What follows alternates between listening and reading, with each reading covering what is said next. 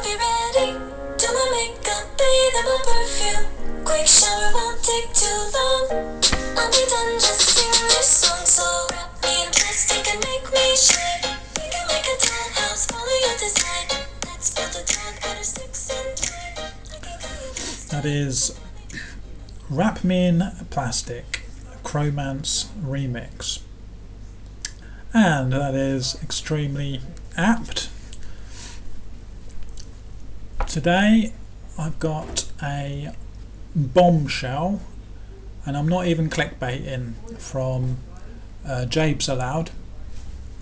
So there's three cases that I pretty much know off the like the back of my hand, and that is baby A and the two insulin cases, baby F and baby L. And there's a lot of debate at the moment. I say debate, it's fairly one-sided, but there's a couple of people, like, well, just one, Dr. Susan Oliver, who is debating the new science on whether or not these insulin results, the C-peptide results, are natural or not. And I'm not actually we're not going to get into that debate. I'm going to obviously leave that to the scientists. But what you can get into is the logistics of these poisonings. And when the prosecution have come up with how these babies were allegedly poisoned, and I am going to say allegedly at this time, even though it's apparently been proved in a criminal court, I am going to say allegedly, because there are so many unanswered questions. Okay, so firstly, I'm just going to touch on a little bit of the science of the insulin, just for number one, which was how do you explain the normal range of potassium levels in babies L and F, which you would expect them to be low if there was an insulin overdose. I understand the TPN contains some potassium, however, is it enough to maintain a normal range even under a massive insulin overdose? And Dr. Susan Oliver claims that the potassium levels are low in baby L. She doesn't mention for baby F. Just briefly, sorry. So, just a quick summary of what allegedly happened with baby F and L. Letby comes on duty and injects a little bit of insulin into the TPN bag of baby F, and then later, a few months later, 6 months or something later, she does the same thing in baby L, except not in the TPN bag on baby L, in the dextrose bags. Okay. Now it's important to it's important to mention that both of these two babies were already on the hypoglycemic pathway, meaning that they had it's quite common from what I understand, for neonates to have hypoglycemia, so low blood sugar, and so they were being monitored and treated for that already before the alleged poisonings. Okay, so what the prosecution is saying is Letby came on shift, poisoned this TPN bag with a little bit of poison, and then also poisoned the following 2 or 3 bags for baby F. And when we get on to baby L, they're saying it's up to 5 bags, but they're not really sure. So the following bags for the next nurse that came on shift. Okay, that she had put a little bit of insulin in all of these bags.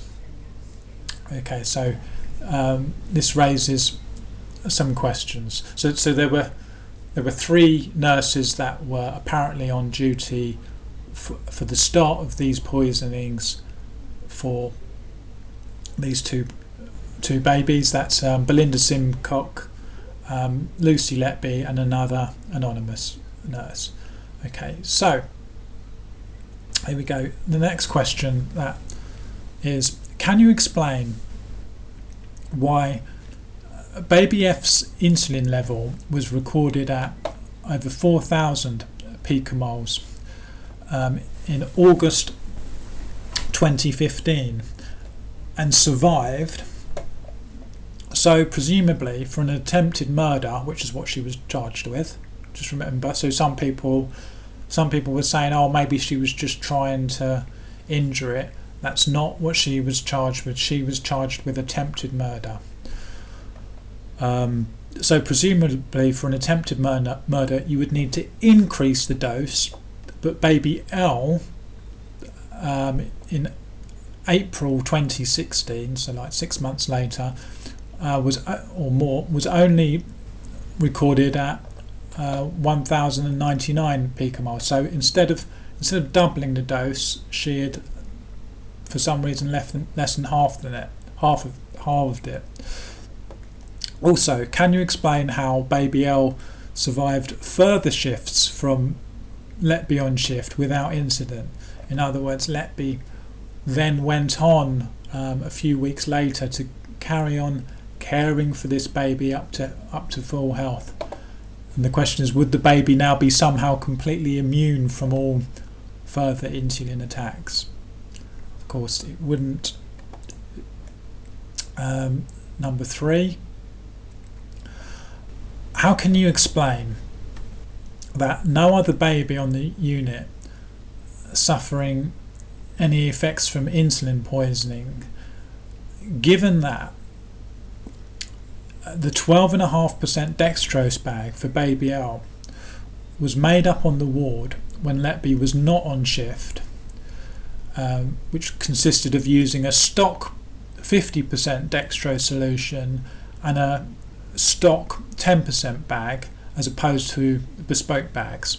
So I just need to explain what the prosecution was saying was, so one of the questions is, well, how did Letby know what bags to spike? And the answer for baby F, at least, is that these bags were sort of pre-labelled because they were made up specifically for these infants. But the problem is that was only the case for all but one of the bags for baby F. And what the prosecution said was, oh well, this other non-bespoke bag, that baby F was the only baby that was actually receiving TPN at the time or something. And so again, a little bit risky. Presumably they're going to have more than one bag in stock, so you would still have to then make sure you poisoned that stock bag that's going to be taken, so it would have to be maybe laid on the top very conspicuously, ready for the next person. And, you know, what if the next nurse grabbed the next bag down, depending on how they're stored in the fridge. But of course, with baby L, that actually wasn't the case, and one of these bags was made from a non-bespoke bag, and I've not got a solution to this. Okay, the next question: can you explain how baby L after being poisoned with insulin did not show any short or long-term symptoms other than mild hypoglycemia, which it was already being treated for. So obviously if a baby's been poisoned, you would expect there to be some sort of effect, either short-term or long-term. The parents have said the baby's absolute, and doctors have said, but the child now grown up is fine, no issues, and there were no issues with it at the time. So I don't know. There's no answer to that. Question number 5. As far as I can tell, the prosecution were claiming that Letby injected between 1% to 6% of the vial of insulin into each of the 3 or 4 TPN for baby F, and up to 5 dextrose bags for baby L. So a lot of people have been saying, oh, where's all this missing insulin? Well, I'm going to answer that for you. The prosecution was saying that only a very small amount of insulin was injected into these bags. That's what the prosecution is saying. I'm just going by what they're saying. So you wouldn't actually really there'd be enough in one vial, so there wouldn't necessarily be a lot of missing vials. But even then, the insulin vials, the stock isn't properly monitored. Yes, they apparently used like a bit more during 2015, 2016, but I mean it doesn't tell you anything, because it just could have meant that they had expired by then, or due to the volume of babies coming. It doesn't. They didn't really take any records of stock when stuff came in, stuff came out. Okay. So I'm going to continue with this question. What is the advantage or reason for pumping a small amount of insulin into multiple bags over a large amount of insulin into just one bag, considering doing it to multiple bags is multiple times more difficult? I've not got an answer to that yet. Okay, next question. So babies F and L were already on the hypoglycemic pathway, being treated for hypoglycemia before the alleged poisonings. Okay. What's the advantage of targeting infants with insulin that are already in receipt of the treatment for the alleged poisoning, and also having their blood sugars monitored? Wouldn't it be better to instead inject insulin into any other baby that is not on the hypoglycemic pathway? Okay, I've not got an answer to that. And finally, sort of one of the seemingly glaringly obvious problems with the poisoning of the stock bags, the pre-poisoning of the bags, which we've now got an answer for. So the prosecution alleges that only Letby, Simcock and nurse, I'm going to say I can't remember, one of the anonymous nurses, were on duty for the beginning of the alleged poisonings for F and L. What is the significance of this if bags can apparently and were pre-contaminated? So in other words, they're saying that Letby poisoned these bags for the following nurse who came on shift. So why didn't the previous nurse or something poison the bags for Letby? What's the significance of her needing to be on shift for the beginning of the poisonings? And this last one has been answered by the prosecution and Jabe. And the problem is in answering it, they have been hoist by their own petard, one of my favourite phrases. And it's all about the cellophane. And honestly, a couple of nurses for quite a long time have been mentioning this cellophane to me, and I didn't really get my head around it. I just thought, basically they were saying these bags were sealed with cellophane, and I just thought, oh well, I'm sure you can pierce a cellophane bag with a needle, whatever, and we're going to go into it. Okay, many thanks to JabesAllowed. Okay, so what we have here is the TPN bag. Now, in a lot of my earlier videos with Baby L and Baby F, I posed the question: how do you pierce these TPN? How do you pierce these TPN bags? How do you inject them without them pre-inject them without them leaking everywhere? Because I'd never seen any of these TPN bags or anything, and I thought, if it's got a hole in it or leak somewhere, don't worry, that was a silly question.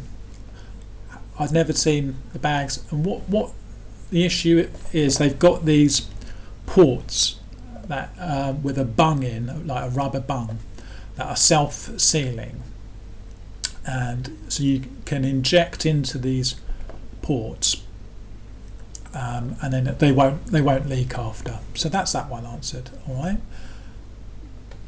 Now the problem is, on these TPN bags, you've got these tamper-proof caps. They're called tamper-evident caps. Okay, well, it doesn't sound very tamper-proof if you can actually get into them. Well, a video was shown to the jury and the court from one of the manufacturers, or Mr. Allen, and he basically said that on these bags there are these safety caps. The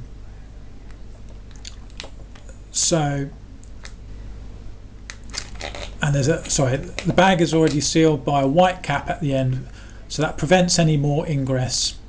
But the clamp is just completely preventing that port from being used anymore, because once you have pressed that clamp over, there is no way to easily remove it without breaking it. Is that impregnable? Yes, I believe so. But he then goes on to mention at the end that they tested it and they can remove this cap and then have it reapplied. Okay, so he basically goes on to admit it's not very tamper-proof. You can remove it, that plastic cap, and have it reapplied. The problem is, so I've got here I've got here a Capri Sun. This is going to be my TPN, or any other fine jus d'orange, and it's got like a plastic thing which you twist and it will come off, and that'll be it sort of opened, so there's no way you can get your syringe or straw in there through that bung. But one of them, the prosecution is saying you can get it off and you can reseal it. Okay, and then fine, okay, we'll take that. The problem, ladies and gentlemen, is, so our last question: why is it necessary for Letby to be on shift for the beginning of these poisonings? And the prosecution have answered that for us. So here is Letby's police interview. She says, if you were going to add something, she's asked if you were going to add something to the bag, Letby says in the police interview. So the bag is in a cellophane wrapper, in a cellophane bag. So you'd have to rip the cellophane bag, open the bag, and you've got your bag of fluid. So here's my Capri Sun. Now, if this was in a cellophane bag as well, I wouldn't be able to twist the cap off. The protective cap is not coming off if that is in a cellophane bag. Okay? And so that is why Letby needs to be on shift and open the bag, and there's a twist break in the valve, you'd have to pull it off. And this is the prosecution's closing speech. But we all saw the debunking of the so-called tamper-proof port myth, didn't we? When Mr. Allen showed you exactly how the supposed tamper-proof port can be bypassed. Yes, he did. However, what was not mentioned in Mr. Allen's description is this cellophane wrapping. And the reason it wasn't mentioned is because it's not an issue, because it's simple. We've got Lucy Letby signing for the bag. That's why they're asking her. That's why she's got to be there, because she has got to take off that cellophane wrapping. Okay, we're there. So this then, of course, begs the question, hoist by their own petard. We're going to go through this from Jabe. So, Nick Johnson, do you accept that the TPM bags are not secure? No, I don't, but Lucy, no, I don't, but the fridge is locked. I don't.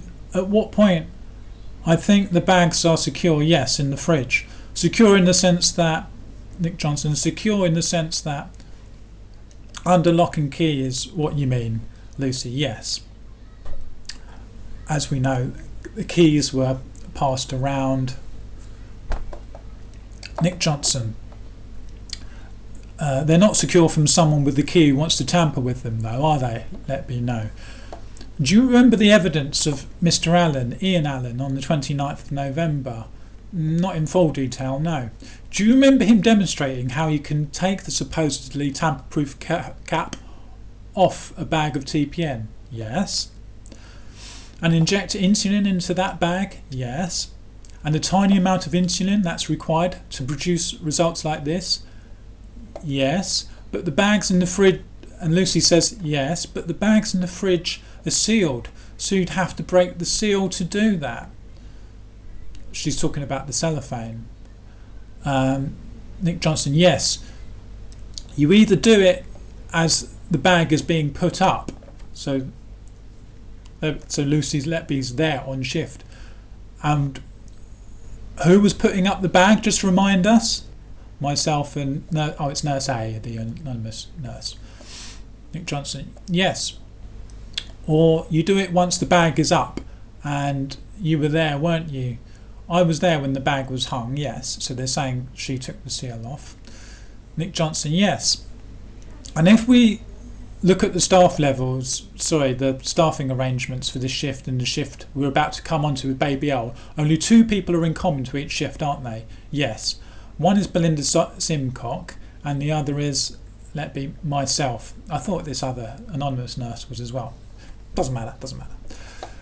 Yes, so because the bags are in a seal, as you've just described, would that prevent someone from the previous shift having put insulin into the TPN bag without leaving a trace? I don't think I can answer that, because I have never put insulin into a bag. Nick Johnson, no, but in telling us about the security of these bags, you've referred to the seal. You describe to us what the seal is, please. So the TPN, Lucy Letby says, so the TPN comes within a cellophane bag. Nick Johnson himself, how do you get into the cellophane bag? Letby, you would tear it open. Yes, Nick Johnson says. at the time of Lucy Letby, at the time of drawing up the fluids, yes. Nick Johnson, yes, it may be on your behalf. The jury would be invited to consider whether or not someone on the previous shift put into this bag which came up at 4 p.m. So Nick Johnson is proving to us that because of this cellophane wrapper, it could not have been someone who pre-poisoned the bag. The problem is,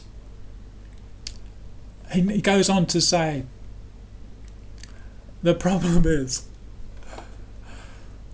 what the prosecution are actually saying is that Letby had pre-poisoned the bags. Therefore, the next nurse, when they came across a bag, if she had poisoned it, she would have had to have taken the cellophane wrapper off, and a nurse would notice that this cellophane wrapper is off. And we've got no evidence of that. I don't know if they asked the following nurses about the cellophane wrapper. And so Nick Johnson and the prosecution's theory have just been hoisted by their own petard on the cellophane wrapper. And that is why this is Bombshell. And I needed to go through it because if I can understand it now, you can understand it.